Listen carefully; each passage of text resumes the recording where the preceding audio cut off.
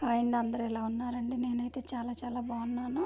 నా వీడియో ఎవరైనా first time చూస్తున్నట్టయితే సబ్స్క్రైబ్ చేసుకొని లైక్ చేయండి, షేర్ చేయండి, కామెంట్ చేయండి.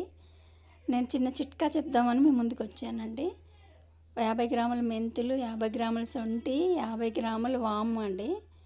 ఇవి కీళ్ళ నొప్పులు వస్తాయి కదండి. కీళ్ళ నొప్పులు ఉన్న వాళ్ళకి ఇది పొద్దున్నే ఒక గ్లాసు వేడి నీళ్ళల్లో ఒక చెంచాడు పౌడర్ వేసుకుని తాగితే నొప్పులు తగ్గుతాయండి. అలా ఒక 3 మంత్స్ అలా చేస్తే రిజల్ట్ కనిపిస్తుంది. ఇది మెత్తగా పౌడర్ చేసుకోవాలండి.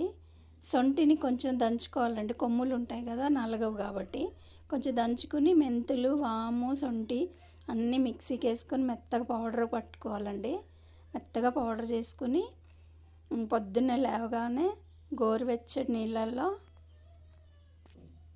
ఒక గ్లాసు గోరువెచ్చటి నీళ్ళు తీసుకుని దాంట్లో ఒక చెంచా పౌడర్ వేసుకుని ఒక చెంచా హనీ వేసుకొని తాగాలండి. కీళ్ళ నొప్పులు తగ్గుతాయి.